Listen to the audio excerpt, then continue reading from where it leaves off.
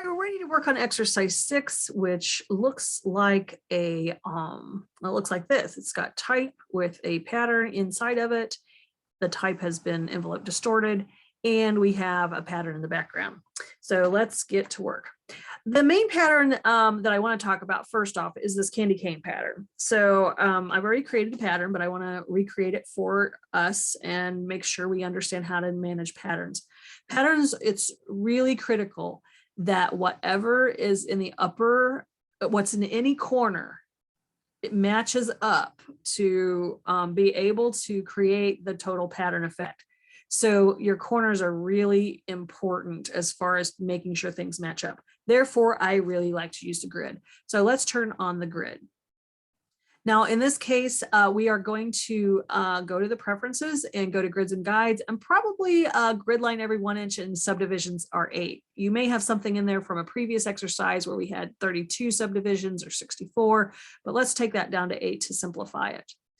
So what we're going to do here is I'll go down here to one of these grid boxes. I'll move this. This doesn't really matter. That's snap to grid or not. And I want to just kind of get this away from one of these boxes and have a little bit of white space to work with. And I can reference that here in a minute. We know we have 1, 2, 3, 4, 5, 6, 7 full red lines plus a half of a red line in the corner here and here.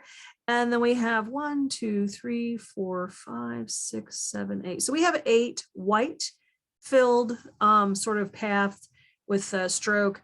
And then we have 8 red, I believe 8 on both. So let's just get to work. So we're going to use the line tool for this, or we could even use the shape tool. So using rectangles. So these are pretty thin. I will turn off snap to grid for just a moment because I need to make the thin lines. Let's see what this is. Let's see if it's a line tool. I'm going to look and see. Yeah, this is a stroke. It's a thing with a multiple strokes. We'll use the line tool. It'll be easier. So we're going to grab the line tool and get off of the spiral tool. And we're going to draw a segment of a line that goes all the way down. Oh, we do want snap to on this. Let's turn that on. Snap to grid, definitely. Then we'll draw the segment and it'll snap right to the grid. Now I'm going past the corners of this square because I'm going to chop those off later. Now, how thick are these? I don't know. Let's just bump that up just a little bit. Looks like maybe 3 points. Now, you do want to put an additional stroke on this. So this is a multiple stroked object. So if we look here, you can see it's a red stroke with another black stroke. So we know how to do that. We just simply go to the appearances panel and we duplicate the stroke. Again, I have this stroke selected. Duplicate the stroke by clicking and dragging it to the plus sign. And then the bottommost stroke, we will change its color to black and just beef it up a little bit. Whoops, let's get that to be black. Didn't listen to me, did it? And beef it up just a little bit. And this creates that multiple stroked object. Super easy, right? Now I'm going to take the same stroke and I'm going to Alt or Option click and drag it up one segment. Excuse me, we're going to snooze that. And I'm going to hit Control D until it goes all the way to this corner of this pink box. Now, I am now going to do it the other way. And again, with Snap to Grid, this helps tremendously. Alt, Shift, click, go to the next point. What it's doing, it's reading this, it's aligning to this line vertically. And I'm going to hit Control D till I get all of them together. So they're perfectly spaced. And as it gets to the corners, so I'm looking at this corner right here, that is exactly cut in half. Except technically it's cut in quarters, but it hits right dead center halfway between that stroke. That's important on both corners because paths have to have equal geometry for them to work. Now I'm going to now create a separate line You know what I might try to do? I might just try to copy and paste these. So I'm going to click and drag here. Now this is going to need to be subdivided into 16 sections for this to snap to the next thing, I think. Yes, it will. I'm trying to think if I were to click and drag this over by holding down the Alt key. Oh no, I don't have to do that. Good. It's in the right space.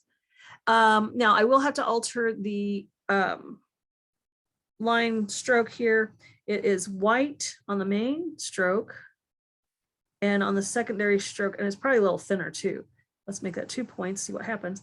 And then on the black stroke portion, it's probably like 3 on the width. So they're a little bit thinner than the red.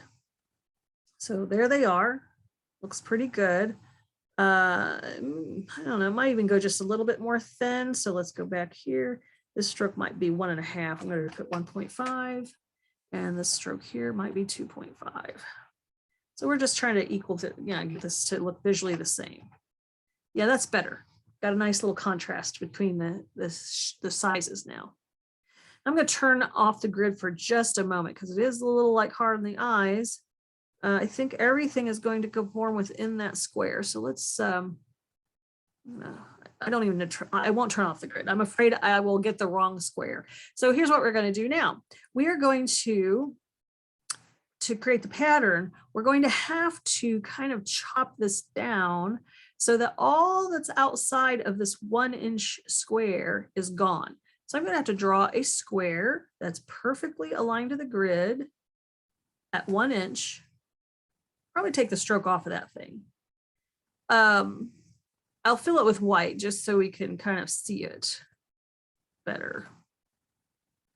And then I'll select all of these elements and let's go to object. Try to think of it as compound path or clipping mask and make. There we go. Object, clipping mask and make. So here's our little pattern now. It looks like the reds are a little thicker than the ones here. So I can always go in and change that. It is a little thick, but yeah, that's kind of a pain at this point, but you may want to thin those out instead of having, it's just slightly off, but I'm not going to worry too much about it. We'll just apply this pattern. Now to save this as a pattern, we're going to click on this element, go to object, go to pattern and make. And this one should be a pretty easy one. So it's telling me it's going to put another swatch. It's going to put a swatch in my swatches panel. So here's going to be the swatch. Now it looks like it might include the white space. So we may have problems. Let's hit OK and see what happens. It is including all elements. So yeah, it's putting a lot of white space out there. See, look at that. Well, gosh, let's see if there's any of these will help. I highly doubt it. So that clipping mask that we made is not quite going to, let's see, show tile edge. Let's turn that off. See if that's it. Let's do grid. No, it's got that compound path or clipping mask edge. So we're going to have to figure out how to get rid of that. So we're going to close that. We're going to trash that pattern after we click off of it. Let's click off of it, deselect it, and let's trash that pattern. It's no good. All right, so we're almost there. It's like, why, we got to get rid of those lines. And in doing the clipping mask, it's still, let's close that. It's still seeing those lines in the background for some reason. I already obviously copied this from the other one. So I'm going to hit Control Z a couple times because I'm going to go back to that clipping mask. All right, here we go. And maybe it's kind of silly that I have to do this. I'm going to delete that box. I'm going to convert these strokes to outlines and see if that's the problem. So let me go to edit, object, path, and let's go to outline stroke. Now, will it mess up my strokes at this point? It does have the red with the black, but it doesn't have the white with the black. Oh man, what a bummer. So that's a real bummer. So it's a good thing I still have my grids turned on and I still have Snap 2 grid going. So it's like, oh man, do I really have to do this again? So I'm going to go ahead and draw, holding down the shift key so I get the right angle. draw these, and I shouldn't have to do this, but I am having to do this. Draw those white lines back in there. Maybe convert that to an outline while I'm here. Wait, I'll do that because it'll snapshot the grid in an awkward way. So let's just get them copied. Alt Shift click. Oops, wrong one. It's grabbing the black instead of the white. And get that in position and just hit Control D. It's what a pain in the neck. It should be nicer than that. Now I'm going to grab all of those white lines and convert those lines to paths. Okay, Shift click. Okay, come on now. Let me get all of these guys. What a pain. Those are all selected except for the top one. There we go. All of those are selected. They're white.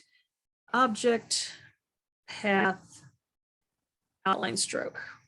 It's really stupid that I had to do that. I mean, I don't know what's wrong with my software today, but it should be behaving differently. But you know, there's more than one way to work around something.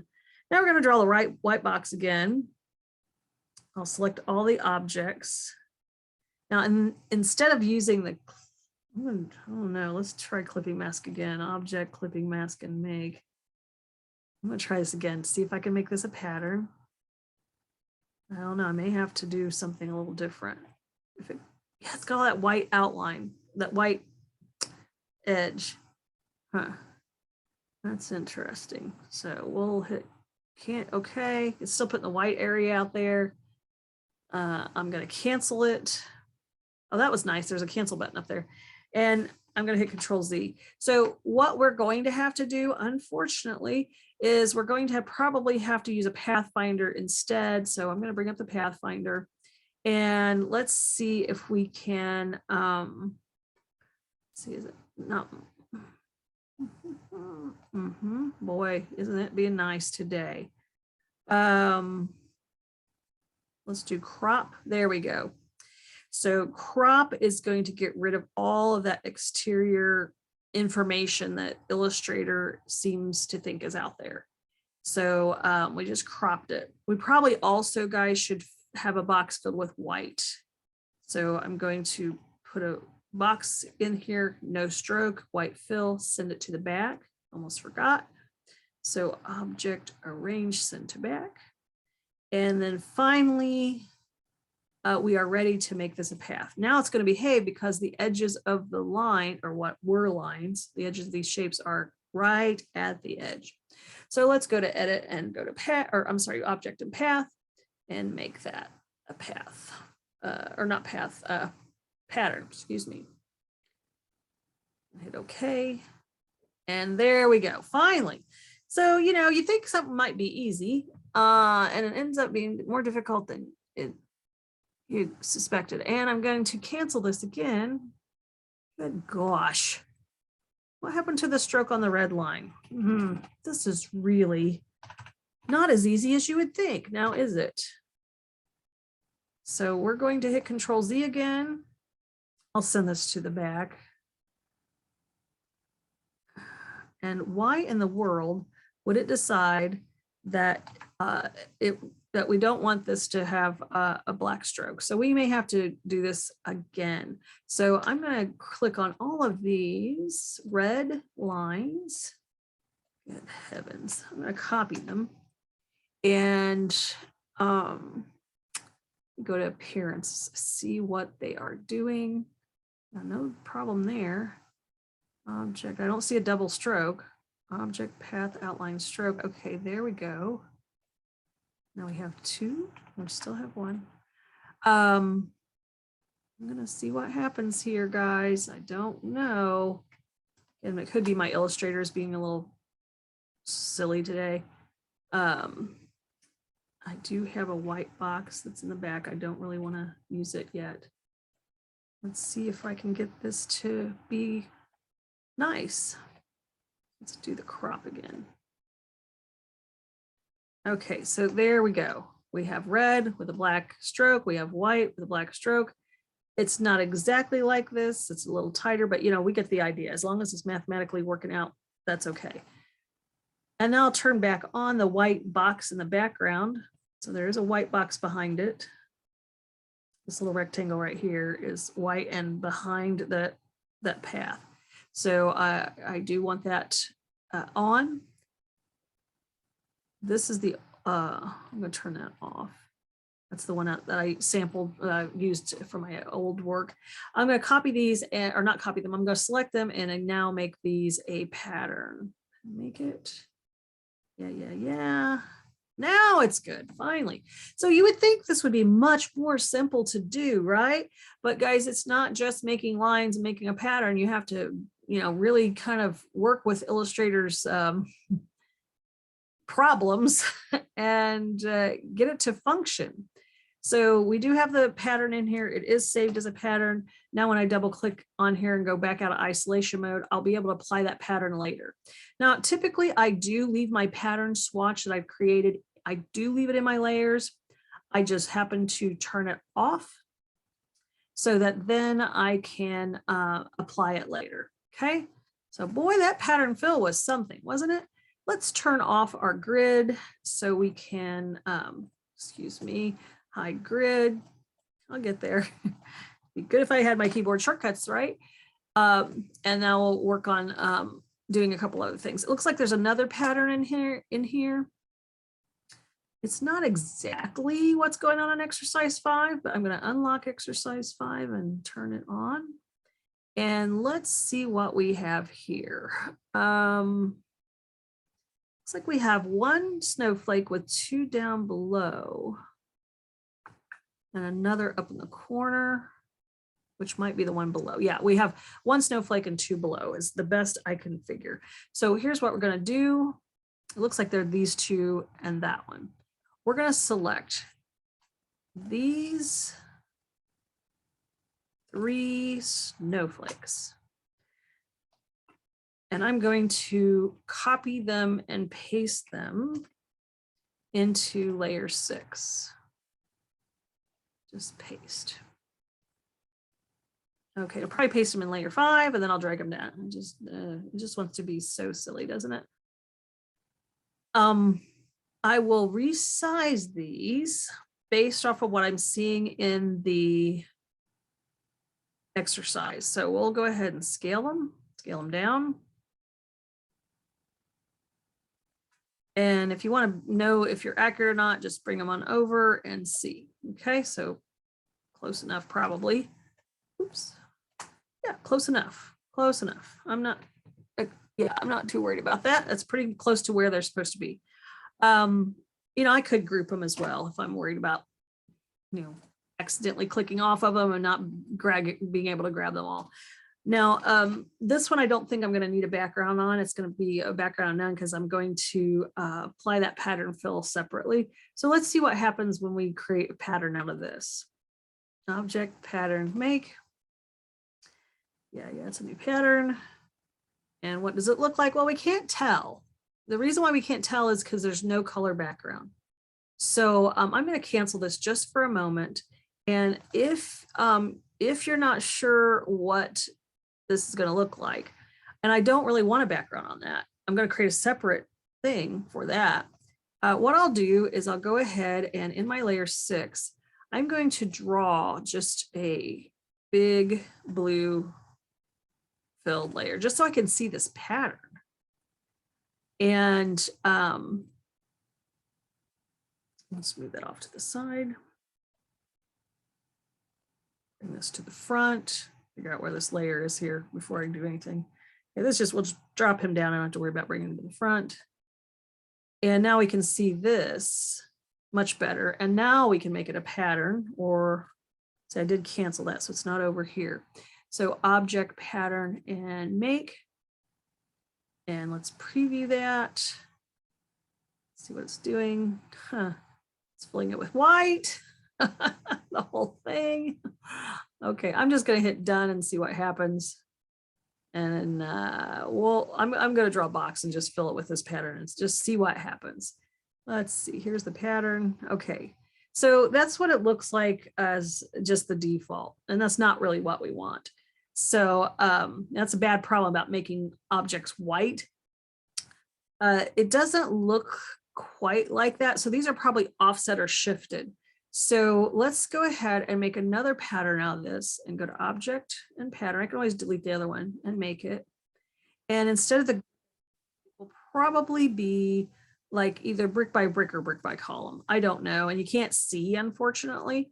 So I'm going to hit done and we'll fill this with the other pattern, the second one that we made.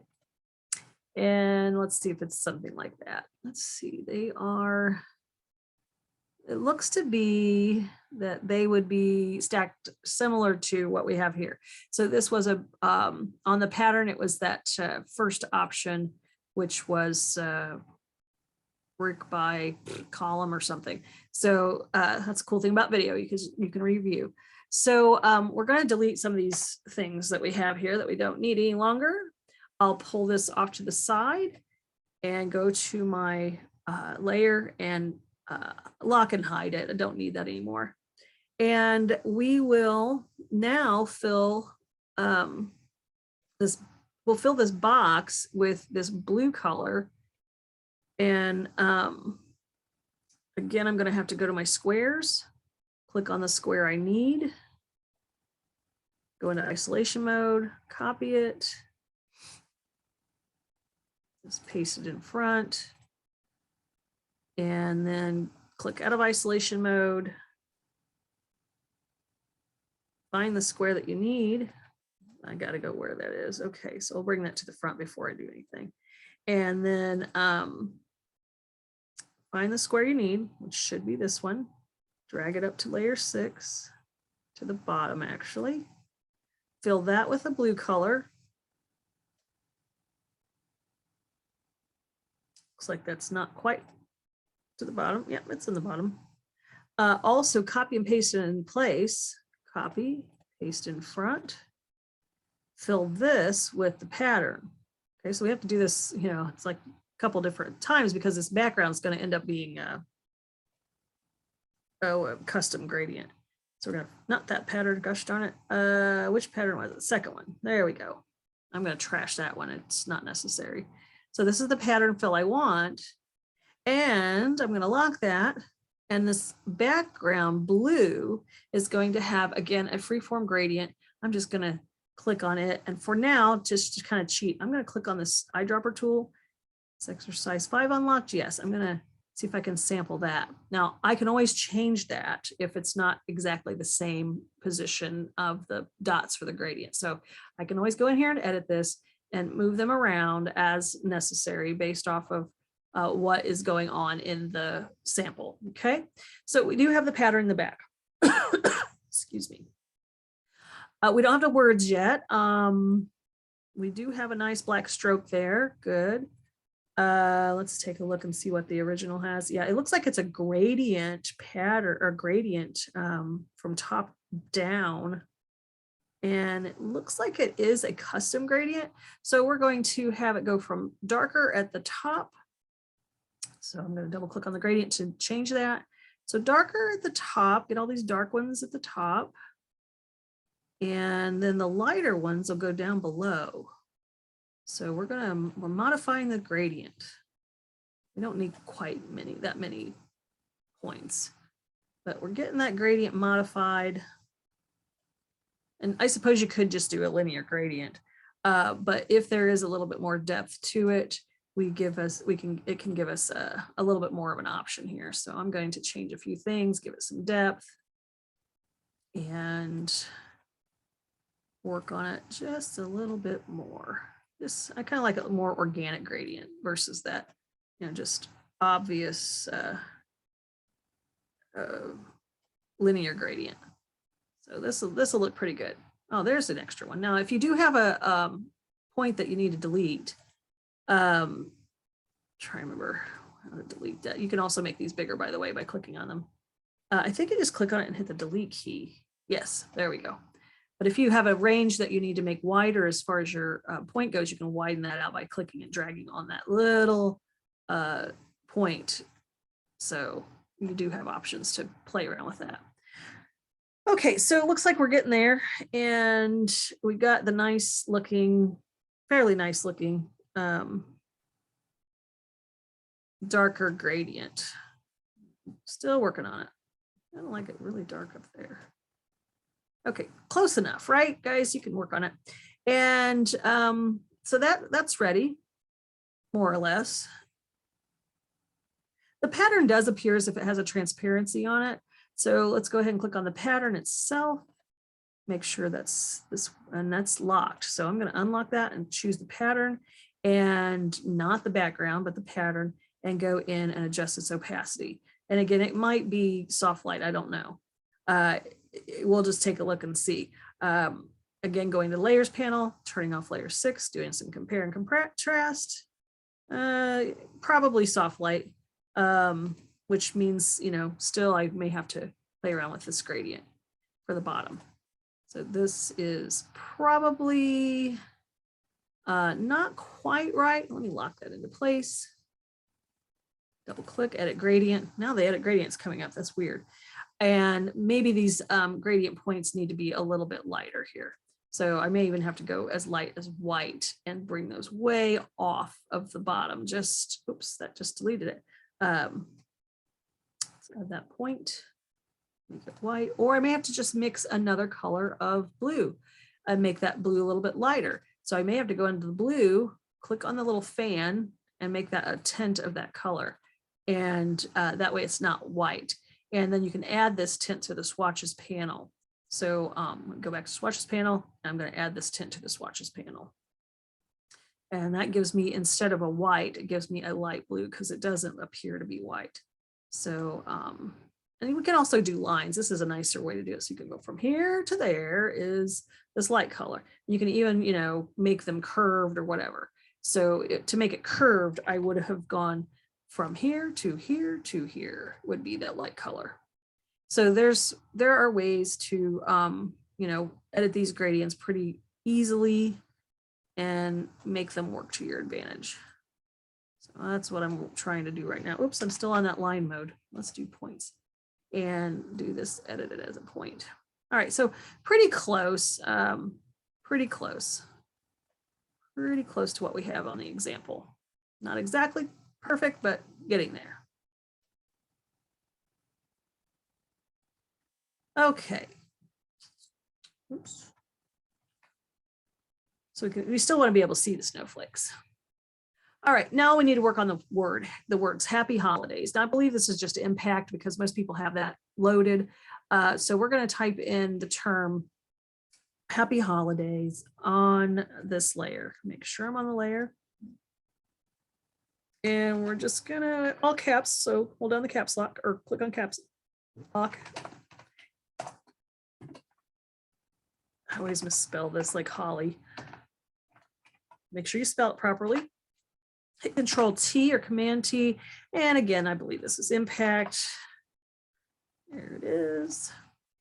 And, you know, you'll just make it the size it needs to be. You may have to adjust the leading because it's pretty tight. And we'll center align it. Oops. Shift Command C or Shift Control C is center align, or you can click on the paragraph formatting controls and click on this align center button. But Shift Command C is much easier. Okay, so we're trying to get this in here. May have to turn off Snap to Grid because this may not be, you know, it looks like it's got a little bit more space to the right than the left. So we may have to turn off Snap to Grid and center this to the box. I am going to again go to the layers panel. Let's turn off layer 6. This really is much larger than what I'm showing. So let's turn that layer back on and really make that type larger. And again, we can make type larger. We don't necessarily have to use Control T for that. We can now, once we have it the way we want it, just hold down the Shift key while you free transform it, and then hold down the Alt key so it'll scale from the center out. Now we do want this to have a black stroke on it, and it looks like it also has a fairly dark drop shadow, or it's copied and pasted and shifted. So let's get this to have a stroke. Well, we'll fill it with a color first. So it's color fill. Now you can see that it's not working because I don't have it selected. So let's see if I can get this to fill with a color. There we go. And it works out really nice with that pattern rather. We'll put a stroke of black on it and make sure that stroke is set on the outside of it. Now, the bad thing is you can't offset or align stroke to outside. Ugh. Not with it not being converted to outlines. Urgh.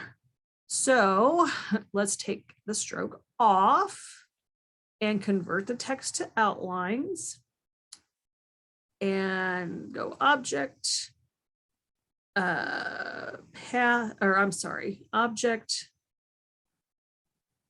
Let's make sure we can do this. Object. Should be create outlines. Oh, interesting. Maybe because it has a color fill that's a pattern. So let's just fill this with black. Let's see what happens. Oh, I'm sorry, it's under type, create outlines. Good heavens. Type, create outlines. Now I'm going to put it with a path and see what happens because I just screwed up. Type, create outlines. Okay, so it's not grayed out. Yay! So we filled it with a pattern, created the outlines. Now we can put a stroke on it that will align to the exterior. Now that option works, which is what we want. And we'll want to thin that down. Maybe it's a 0.5 or so. We want that not super, super thick, 0.5 or 0.75 or something like that. Now, we do want to kind of have a drop shadow on it. I don't normally use a drop shadow effect when it's got that solid black behind it. So it's not subtle, a subtle drop shadow effect. So when it has that really solid stuff, sometimes I just copy, paste it on top of itself and offset it. So that's what I'm going to do here. These are a little tighter than what I wanted, but that's okay. So I'm going to copy this, copy and paste in place. We'll just say paste and back. And then we will fill this with black. Okay, so fill with black. And oftentimes I just use the arrows on my keyboard and arrow over once, arrow down once, and it's got this nice offset. And it'd be nice to have these a little bit more separated visually as far as letting goes. If that's the case, which it is, I will go in and lock everything for that layer. Lock all my other layers I'm working on too. I will lock everything on that layer except for the type. And I will click and drag over the top half of this. Maybe shift it up away from the bottom just a little bit. Then I can, if I have to, then I'll unlock the layers. I will group these so that way when it's time for me to move them, it's easy to move them and work with them. So I'm going to group them. Oh, okay. It doesn't want me to group them. So it says that I need to, yeah, these are already grouped and you can't group two groups. So we'll just see what happens, but they are also, what's going on? Oh, it's also selecting, it's warning me about this. These squares aren't locked. So it has a square selected. So now I should be able to group them. Let's try that again. Object and group. There we go. They're grouped. Now we're going to put a transformation of a envelope distort. So I'm going to go to object, envelope distort, make with warp, and this is just a preset warp. Instead of arc, I'm going to use arch, and just it's more subtle than that. There we go. Hit OK, and pop it in position visually. Hold down the Shift key if you want to keep it in line, and just get it so it fits nicely in there. And I believe that's the one I used. Let's see if it is. Yep, pretty much. And if I have to resize it just a little bit, I can always either double click on the scale tool and say, hey, it's 99% uniform, scale strokes and effects. Yeah, sure, why not? Hit OK. And it just reduced it down just a little bit. So that was exercise 6. The most difficult thing about exercise 6, in my opinion, is for many people is they think that this pattern is going to be, the candy cane pattern is going to be really simple and easy. And it is actually more complex than you think. So if you're having trouble with that, go back into the beginning and, there's all sorts of converting the lines to outline shapes, there's a lot of struggle with creating a pattern. So patterns are not easy, even if they look easy. So there's exercise 6, and I hope you have fun doing that. And I hope you do well at it. I know the patterns can be very, very frustrating. So just keep working on them. Maybe delete what you have and start over if it's not working to your advantage. Because it is worth taking the time to figure those out. These are things that will make your life much easier as a professional in the industry. I mean, I don't want to draw those lines. I want to be able to just fill something with a pattern. And by the way, guys, this little white is technically not there. I'm almost sure of it because unless that white box is just slightly over, but with Snap 2 grids on, it shouldn't be a problem. So it should be pretty accurate. All right, well, there's exercise 6. So I hope you enjoy doing those, and good luck.